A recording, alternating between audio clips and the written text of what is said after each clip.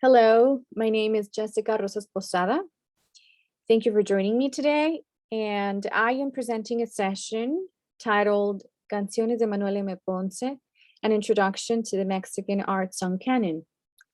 And before I start with the session, I would like to share a little bit about my background, as I think it provides an interesting perspective, and it also explains why I became so passionate with this subject. So I am originally from Mexico. I was born and raised in Mexico, and I also started my musical training there, and I attended a conservatory there. So I grew up in the conservatory music tradition, in which the vocal curriculum includes repertoire in Italian, mainly, French, very little German, and even less English. And those are the only acceptable languages that are part of the curriculum. And so you will be surprised and probably shocked to see that there is no Spanish included, and even more so, there's no Mexican music. And I didn't think anything of it at the time. I thought that's the way it was everywhere else. And it wasn't until I started my studies here in the United States, and I started very quickly to realize that there was just that Mexican music was just not represented. It had no representation in the curriculum. And I just didn't know why. And I was oftentimes approached by classmates and faculty, and I was asked to give recommendations, suggestions for songs in Spanish or a Mexican art song. And I kept giving them the same answer, which is the one and only song I was ever assigned at the conservatory, which was Estrellita by Manuel M. Ponce. And so, and even so, Estrellita was still considered to be on the popular music side of the spectrum. And so I didn't have more answers for them, and very quickly I became interested in just knowing why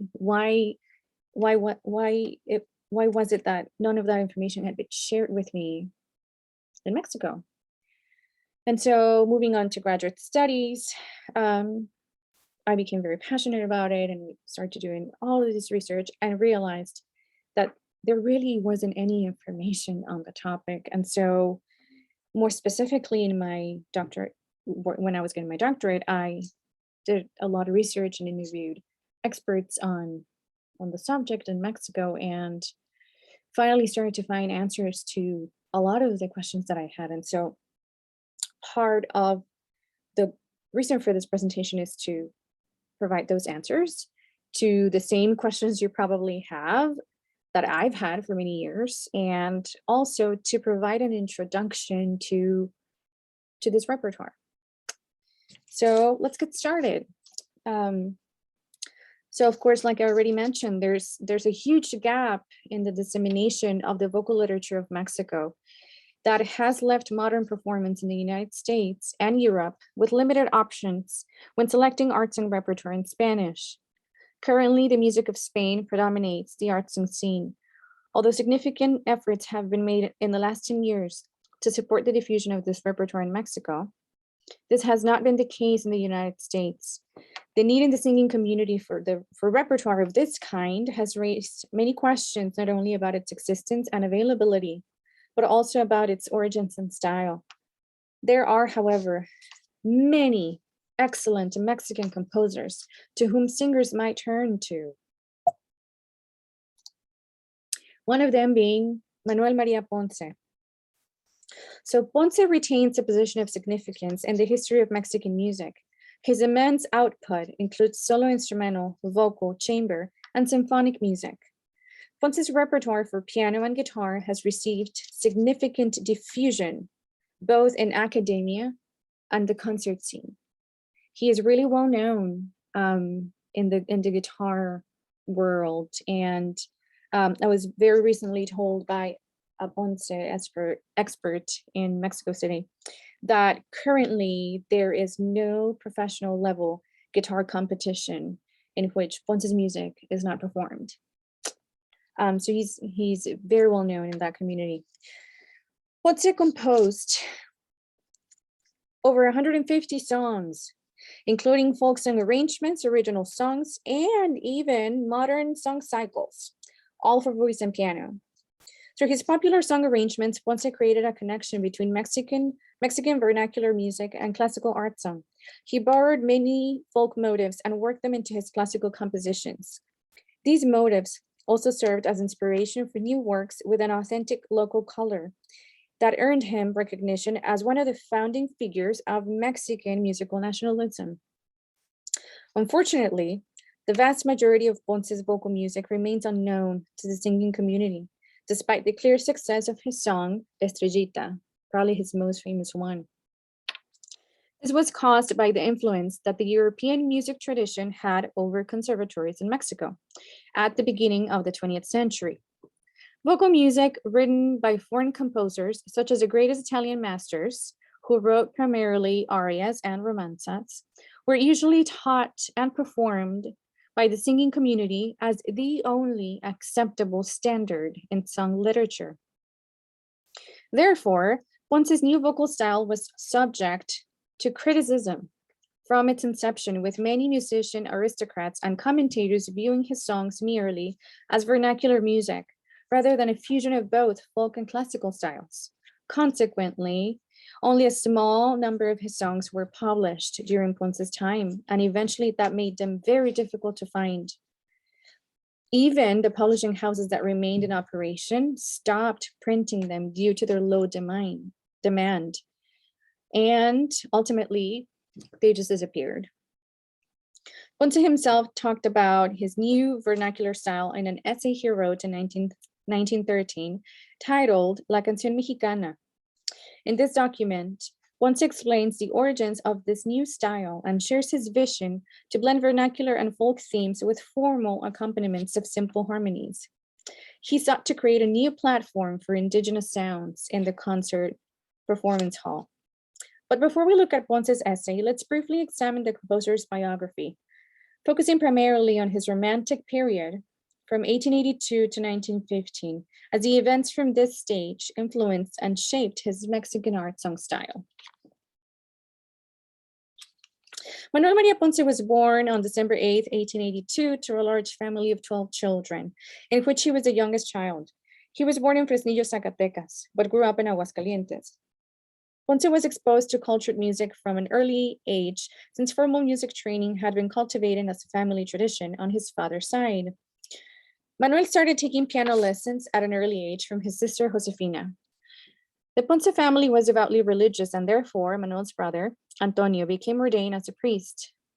Manuel became member of the church choir at the age of 10. He quickly advanced from assistant to principal organist at his brother's parish. In 1901, he enrolled in the Conservatorio Nacional de Música to pursue a degree in music. There he studied music theory with Eduardo Gabrieli, an organist and composer of Italian descent. However, despite his previous training, members of the academic administration insisted that Ponce should start the degree from scratch before progressing to advanced courses.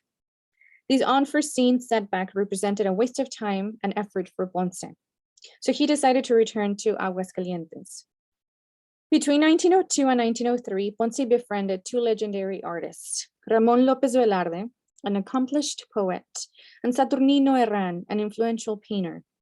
The three comrades would gather every night to exchange artistic ideas and patriotic principles that represented rural life and Mexican landscape with overtones of liberty and equality.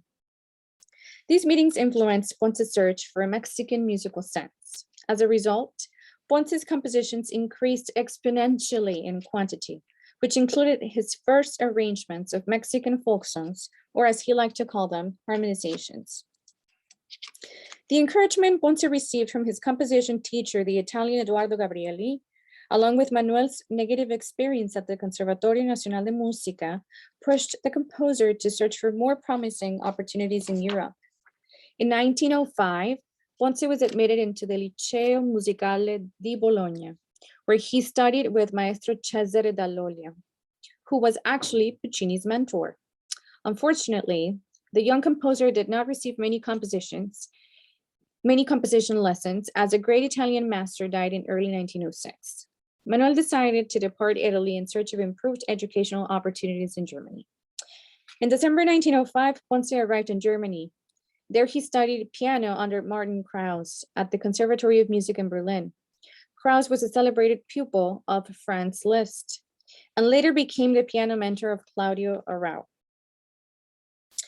During this period, Ponce acquired the skills necessary for mastery of the piano instrument. This would not only reflect on Ponce's future solo and teaching career, but also in his piano compositions and accompaniments of Liszt-like virtuosity. Despite Ponce's efforts, his financial instability forced him to return to his homeland after a 12-month period in Germany. Upon his return, Ponce held many academic positions at numerous institutions in Mexico. A decade later, Ponce moved to La Habana, Cuba, from 1915 to 1917. There he studied Cuban music and composition. After his time in Cuba, the Mexican composer once more made efforts to further his education, and thus he self-sponsored a trip to France. He lived in France from 1925 to 1933. Once he was there, he enrolled in the École Normale de Musique and attended the composition class of Paul Dukas. The group of students in the class was diverse and cultured and contained musicians like Joaquín Rodrigo. Along with composition lessons at the École, Ponce also registered for harmonic instruction from Nadia Boulanger. In 1932, Ponce received his long-awaited degree in composition. After his stay in Paris, Ponce returned once more to Mexico, and this was his final stage. He lived in Mexico City from early 1933 until the time of his death in 1948. Ponce's exposure to European music traditions brought validation to his views toward Mexican music.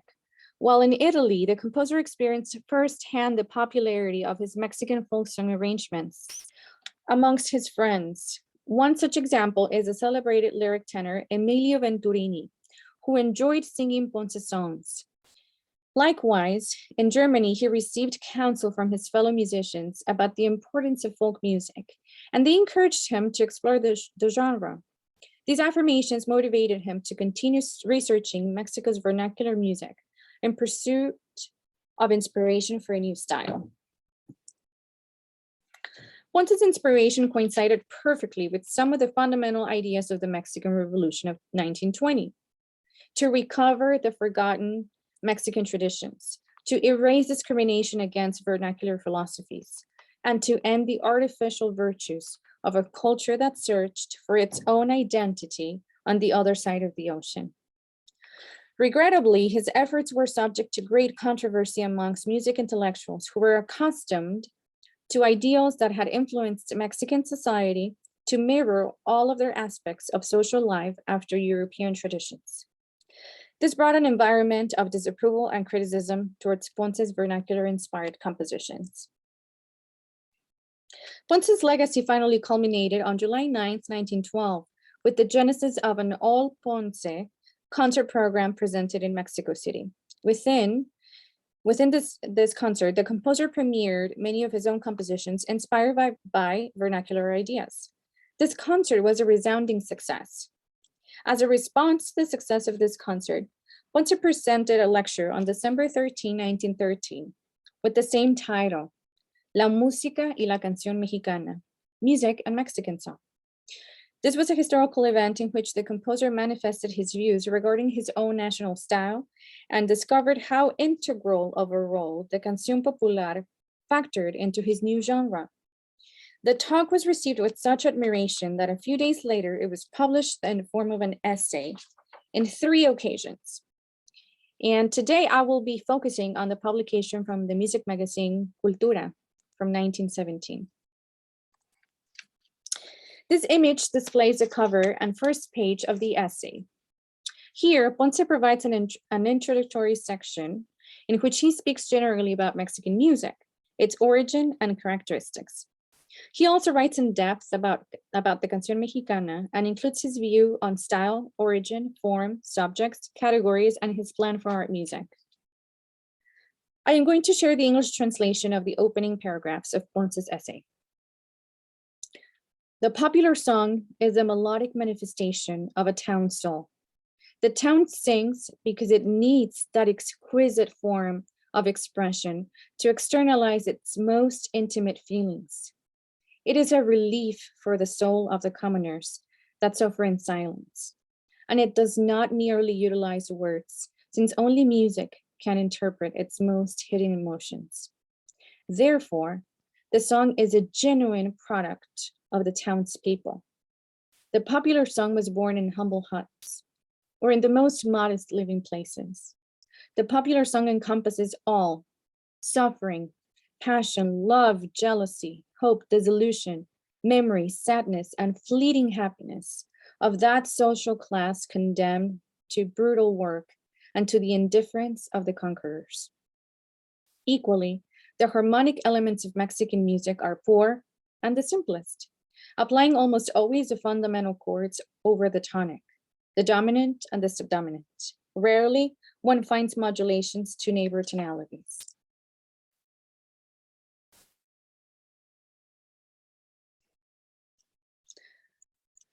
During Ponce's romantic period, the composer had special inclination for beautiful melodies. He preserved existing folk tunes while adding few modifications to his vocal arrangements, or he also used the main tunes as leitmotifs for larger works.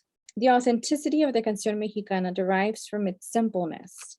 Ponce's objective was to dignify the vernacular cantos and dress the simple melodies with harmonic features so they would be accepted in the music salons and recital halls of the time.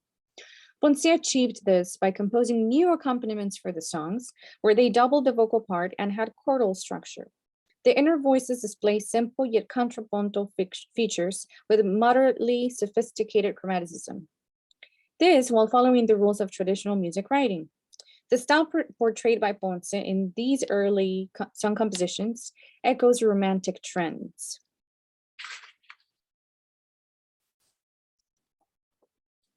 The collection Doce Canciones Mexicanas includes 7 folk song arrangements by Ponce in art song music style and 5 original art songs. Today, I will be showing you videos of live performances of 3 of his original compositions and 2 folk song arrangements.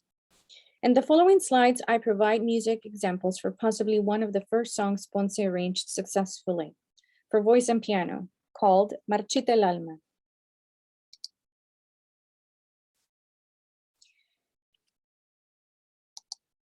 In the example to the left, I present the folk tune melody composed by Antonio Zúñiga and collected by the research efforts of Vicente Mendoza. In the example to the right, I share Ponce's arrangement for voice and piano of the same tune, published between 1912 or 1913. When comparing both scores, we can observe Ponce made substantial modifications in his arrangement. The most obvious one is the setting of the text, of course, which I've marked in yellow. Ponce exchanges some of the original words for others of more poetic character. I consider this was an effort by him to elevate the casual language used by popular music composers. Ponce also modifies the rhythmic value of the notes, which I've marked in red for you.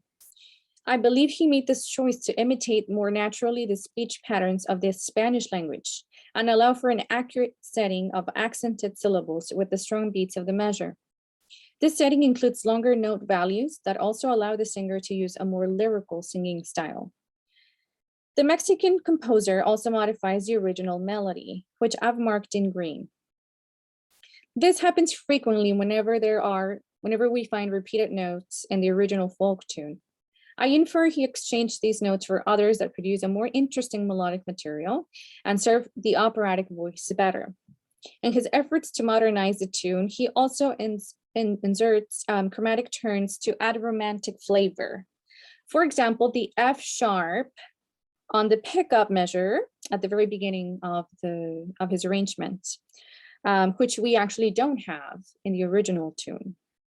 Lastly, the piano accompaniment. Although it supports the voice by doubling the melodic line, 100% of the time actually, it incorporates polyphony. Ponce added up to 4 independent counterpoint lines in some cases, which you can see in purple. This gives the song a more sophisticated harmonic layer. These traits incorporated by Ponce resembled the European music accepted at the time in Mexican concert halls. In the next slide, I compare both texts to emphasize the changes Ponce made to the original verses. I have highlighted for you the words that Ponce added.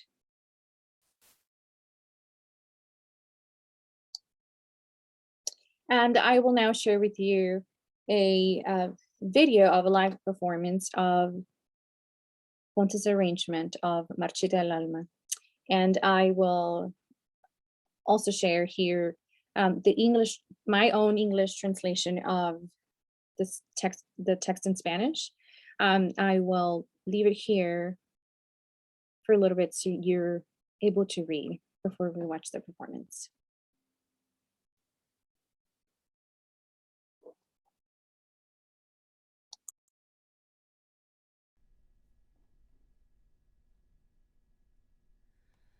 Marcitella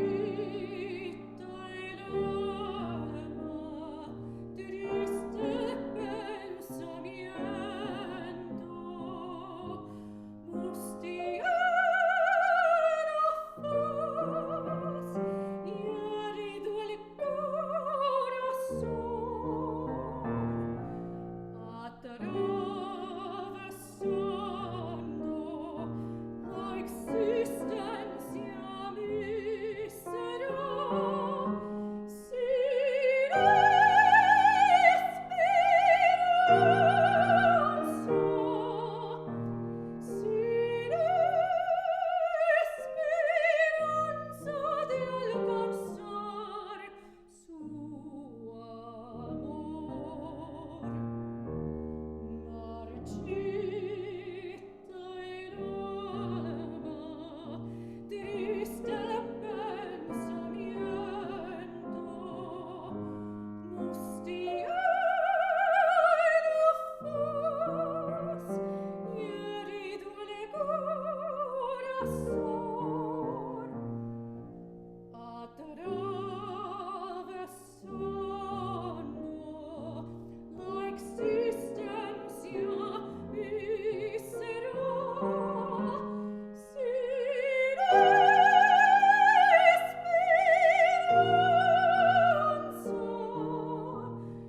sin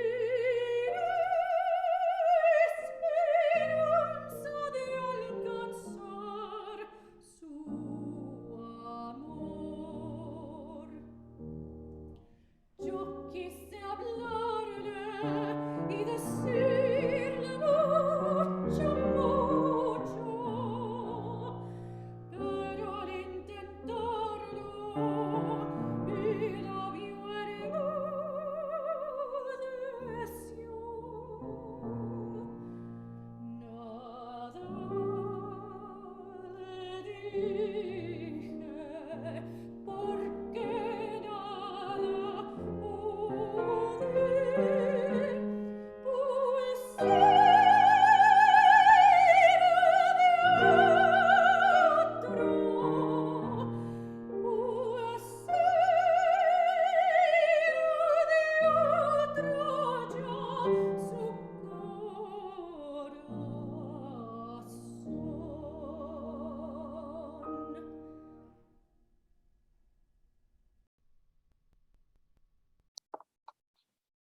Okay, so regarding song origin, Ponce described his process of transforming popular music into art music And he speaks about the art of researching, collecting, and cataloging these folk tunes, um, because he thought that not all of them were worthy of stylizations, as he called them.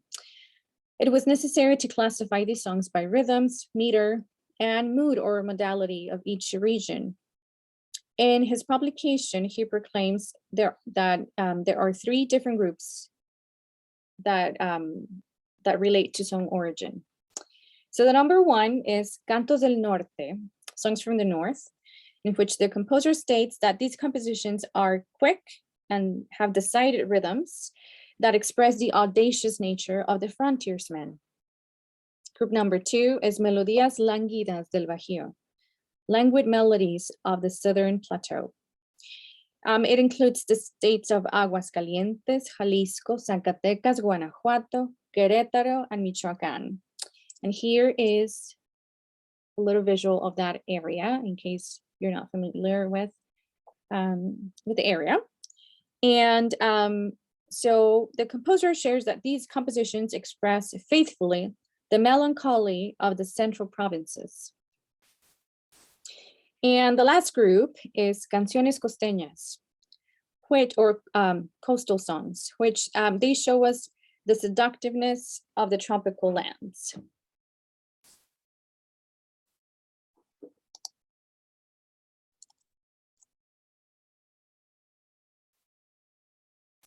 To provide you with an example of languid melodies of the Southern Plateau, I will now perform a song that belongs to this group.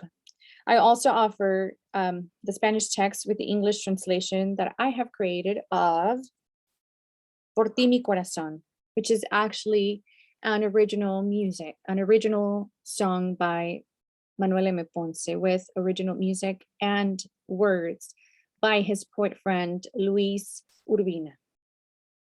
I will leave the translation for you, so you can go ahead and read, and I will share the performance with you.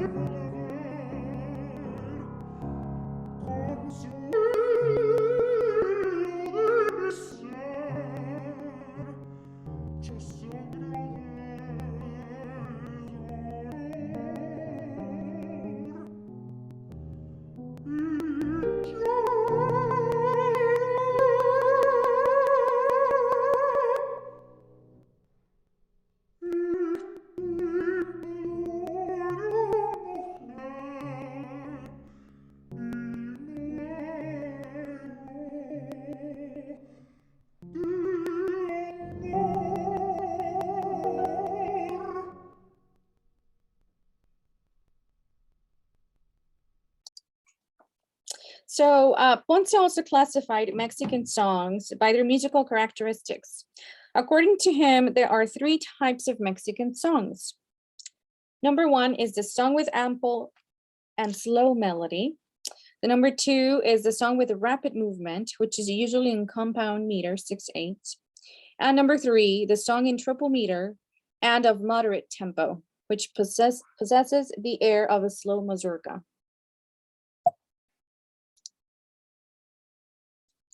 And here's a chart, so you can see which song belongs to each group.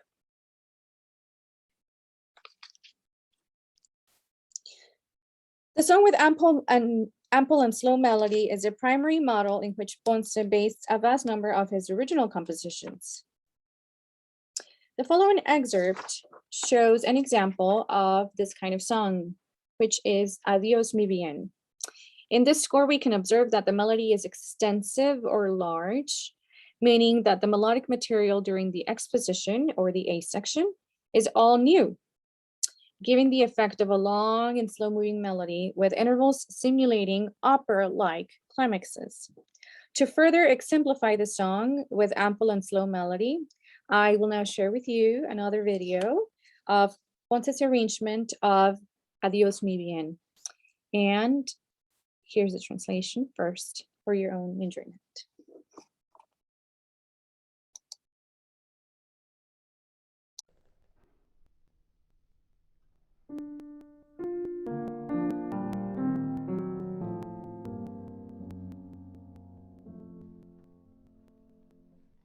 Adiós, mi bien, adiós.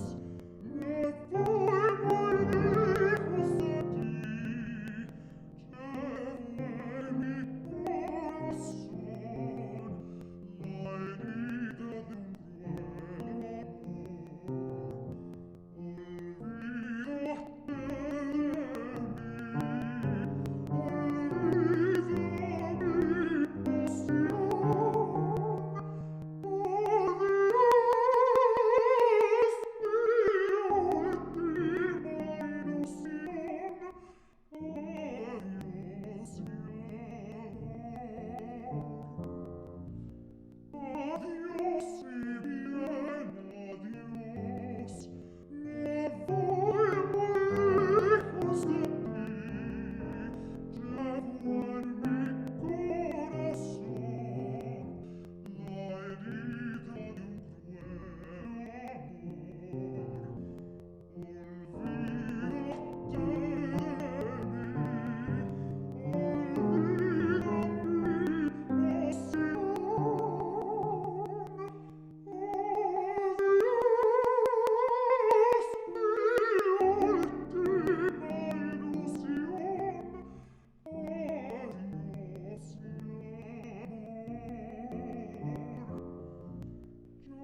Llevo en mi corazón la herida de un cruel amor.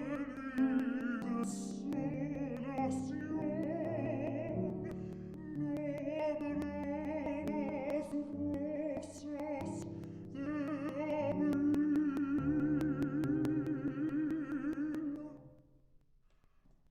mí, olvida mi pasión.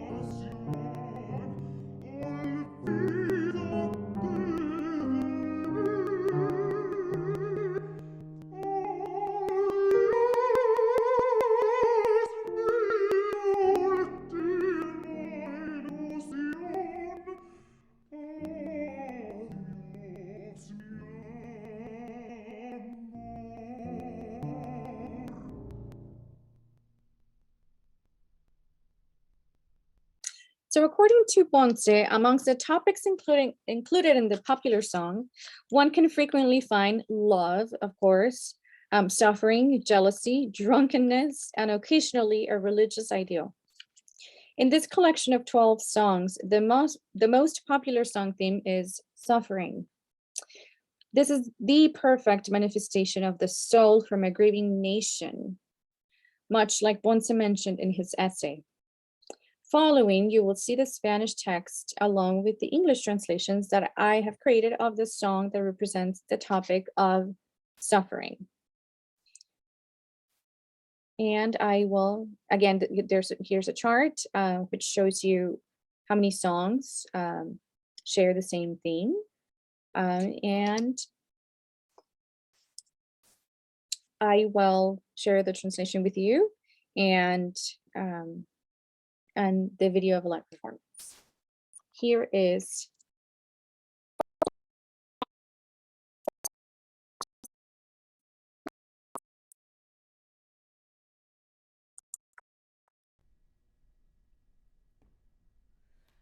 Por ti, mujer, herida tengo el alma, por ti, mi bien, me muero de sufrir. No seas cruel, devuélveme la calma. Si he de vivir sin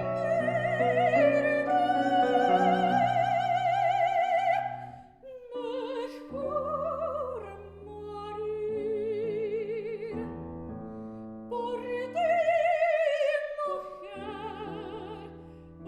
herida tengo el alma, por ti, mi bien, me muero de sufrir. No seas cruel, devuélveme la calma. Si he de vivir sin verdad,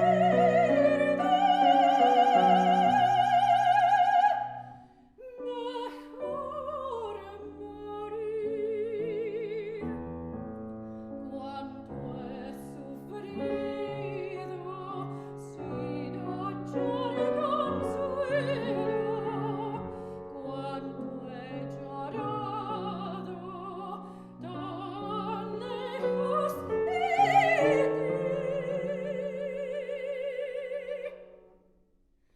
No seas cruel, devuélveme la calma.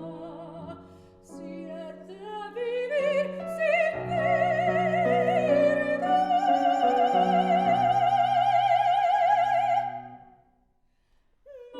mejor morir.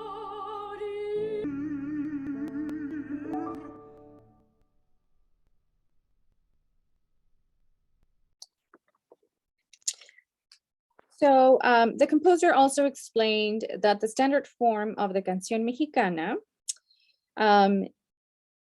which is displayed in this song that we've already listened to, Adiós mi bien. So he said that there are two major sections displayed in orange, which are uppercase A and B, with two subsections within each of these major sections. So lowercase a, displayed in blue, and B, lowercase b in green, and lowercase c in pink. And then again, we have B at the end, which is again in green. Additionally, the major section A repeats using the typical ritornello or lowercase b. The ritornello became a primary characteristic of the Canción Mexicana. Ponce's arrangement of Adiós mi bien is an example of this form. However, Ponce does not mention additional song forms, but there are two more structures present in this collection of 12 Canciones Mexicanas that, although they're similar in structure, they do not fit perfectly or exactly the standard form that the composer references as a main structure. So let's take a look at the two other forms. So let's look at song form number 2.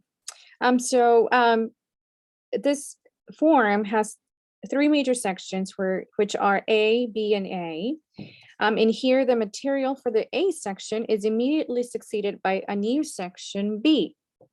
Ponce's arrangement of A tus amigos is an example of this form. And as you can see, both these are identical. And sung form number 3. So this form has two major sections, again, A and B. The major section A contains lowercase a and A prime. And the major section B contains lowercase b and brings back A prime. In this form, the section A prime is related to A. So they're not completely independent from each other. So although there's slight modifications, as we can see in the example, they're still related. Ponce's original song, Cuiden Suvida, is an example of this form. This is the last song that I will be sharing a live performance with you of. And additionally, the elaborated piano accompaniment Ponce wrote for this folk tune is probably his most virtuosic in this collection. The way it is written, it showcases the piano as a solo instrument. It's a lot thicker. It has a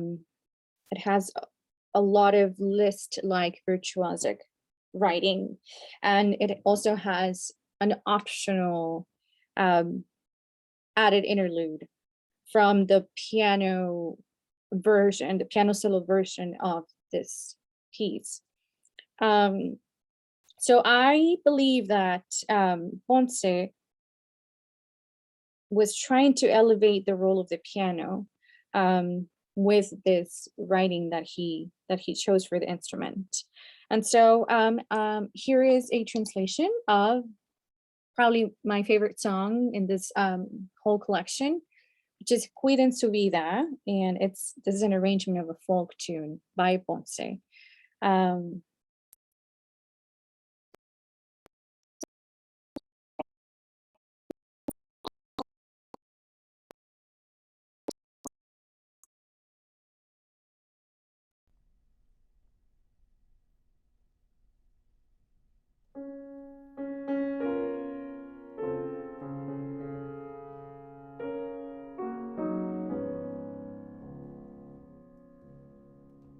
Je vois un